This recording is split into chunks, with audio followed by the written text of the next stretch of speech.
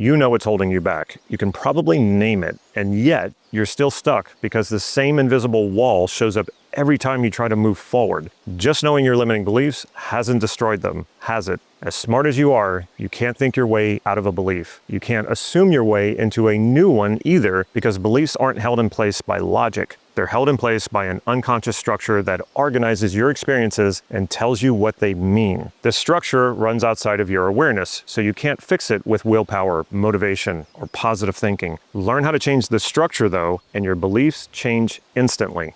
I'm going to show you exactly how to do that using Neuro Linguistic Programming, NLP. I've used it with clients for more than a decade. It works. This isn't about convincing yourself of anything. It's about understanding the actual mechanism that locks beliefs in place and how to unlock it. And the best part, once you see how this structure works, you can fill it with the content that creates empowering beliefs. What this means is that you already have everything you need to destroy any limiting belief. You just didn't know where to look. By the end of this video, you will. Before we get into the steps, orient yourself with a clear direction. One reason limiting beliefs stick is because they focus your attention on what you don't want. That's intuitive, but it's working against you. You're trying to avoid pain, but your unconscious mind doesn't move away from things. It moves toward clarity. If what you're clear about is your limitation, your reality organizes around that clarity. So if you've identified a limiting belief, ask yourself, what would I rather believe instead? When you're only focused on the limiting belief and trying to fight it directly, you can't see past the limitation. You're trapped inside it. Know what your limiting belief is, then know what you want to believe instead. That gives your mind a clear direction to move toward. Understanding your beliefs comes down to learning how they're structured. When you think of something you believe, you're conscious of the generalization. You're conscious of the meaning. What you're not conscious of is how it's constructed, and you can't change the belief unless you alter its structure. A belief forms from a number of examples, lived experiences that are similar. Because they're similar, your mind generalizes them into a category. So what a belief actually is a generalization or a category of experience. The most powerful of these generalizations are beliefs about yourself. I'll explain why a bit later. Start by finding a belief about yourself that feels certain and that you like about yourself. If you believe you are an intelligent person, for example, you feel certain about that and you like that about yourself. Use it. Next, find out how many experiences or memories it takes to solidify that belief. This is going to be one of 6 structural elements that makes a belief feel certain. Beliefs that aren't as certain will likely have a different number of examples. A belief you feel certain about has many examples supporting it. The more examples your mind has in one category, the more familiar and true the belief feels. Repetition creates certainty, and that happens whether the belief empowers you or limits you. Now this is going to get a bit technical. Stay with me here and relax as you watch the rest of this video. Then go to the description below to find the link to the free PDF that will walk you through this exercise. Come back to this overview if you need more clarification, and don't hesitate to ask me questions in the comments below. I will respond to you. The next thing to know is where those examples are located, not where the experiences happened. Where are you pulling them from in your personal space? Your mind projects your thoughts and experiences into the space around you. When you think about your examples, where do your eyes lock? Some people might say the examples are in my mind. True, but that's not where you're seeing them. You're seeing them somewhere out in front of you. If you hear them, they tend to be near your ears. For my solid beliefs about myself, my examples show up here, to my left. There's an infinite number of examples stored right here. I can keep pulling them as I think about them. Once you know approximately how many examples you have supporting this belief, and you know the location where you're accessing that information, find out if you're accessing those examples simultaneously or sequentially. As I mentioned already, my examples are located right here on my left. When I access them one at a time. That's what I mean by sequential. Some people don't do it that way though. Some people have a simultaneous database. They access their examples all at once, kind of like a collage or a mosaic. Some people see a few at a time and then see a bunch more in the background. There are a few variations. Find out how you do it when you access your examples. By this time, you're probably aware of which modalities you're using. By modalities, I mean visual, auditory, and kinesthetic. You could also include taste and smell, but those usually don't create your beliefs. Your memories are going to be visual, auditory, or kinesthetic, or a combination of these. Are you seeing your examples and only seeing them with no sound? Are you seeing them and hearing them? Are you hearing them and not seeing them?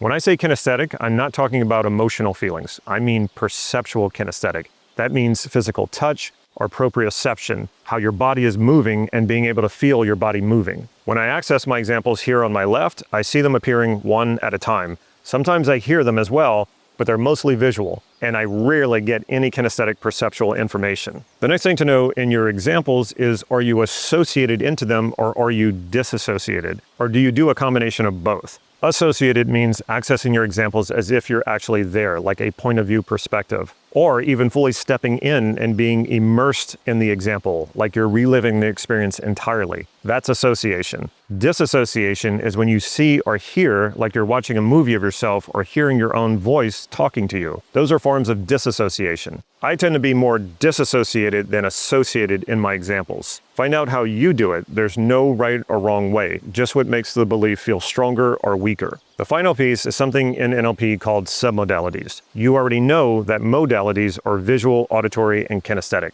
Submodalities are the finer details of those modalities, and they're what your brain uses to decide how real and how important something feels. For example, the images of my examples are about the size of my hand. Size of the image is a submodality. They're movies, not still images. That's another submodality, still image or movie. They're in color rather than black and white. The colors are real-life looking colors. They're not brighter or richer than real life, and they're not faded or dull. When I do hear some auditory, it can be a combination of hearing my voice or hearing other voices of other people in the memories. Sometimes it's just an ambient sound. The volume is always rather low. Volume is a submodality of the auditory modality. Kinesthetic submodalities include pressure, temperature, and texture, but again, most examples will be found in the visual and auditory modalities. As I mentioned before, don't worry about trying to remember all of this. Get the PDF that you'll find in the description of this video, and let me know in the comments if you need help. Now that you have the template of how your solid beliefs are structured, what do you do with it?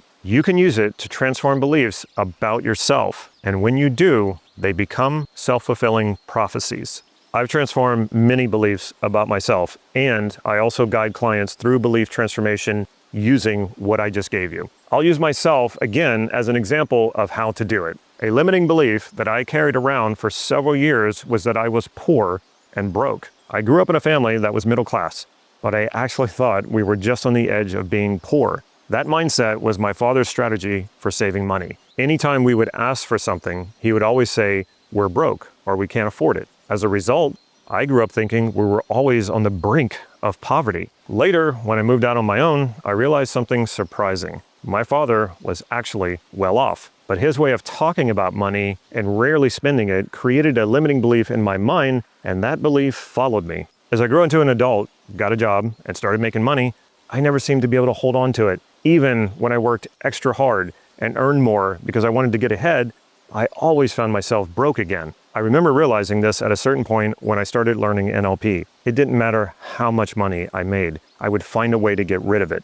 Now that I had the mental tools to change this, I stopped blaming my circumstances and went to work on my mind. I could have tried to create a belief that I'm wealthy, but that wouldn't be quite accurate because I didn't have a lot of money. I decided to work on the belief that I'm successful. In taking that approach, I came face to face with something that I had spent most of my life running from. I believed that I was a failure, not consciously, but it was running in the background and limiting my life. It was buried deep in my unconscious mind, and I had been trying to escape it for most of my adult life. Remember when I said that the most powerful beliefs you have are beliefs about yourself? Before I tell you why, let me add another detail. Beliefs about yourself that are unconscious are the most powerful because you can't change what you're not conscious of.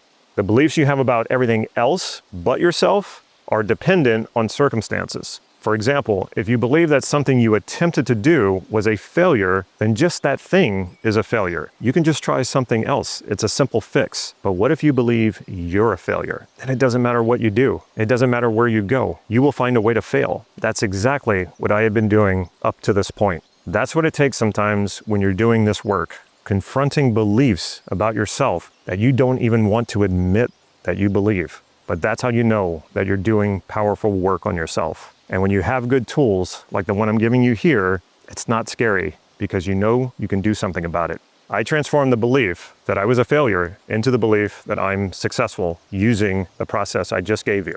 First, I identified a belief that I felt certain about, that I'm a persistent person. I mapped the structure, location, number of examples, sequential access, visual modality, disassociated, and the precise submodalities. Then I looked at the belief, I am successful. Instead of examples of success, all I could see were failures. That's when it became obvious. So I found past experiences of times when I succeeded at anything, small wins, big wins, all of it. Then I shifted those success examples into the same structure as my belief about being persistent. Same location, same number of examples, same organization, and the transformation was instant. Even though my past and my current circumstances were the same, the meaning that I had made of them changed immediately. I started making different choices at that very moment. Once you understand how beliefs actually work, a lot of popular personal development ideas stop making sense, especially manifestation. If you want to understand why intelligent people eventually drop it and what they replace it with, watch this next video.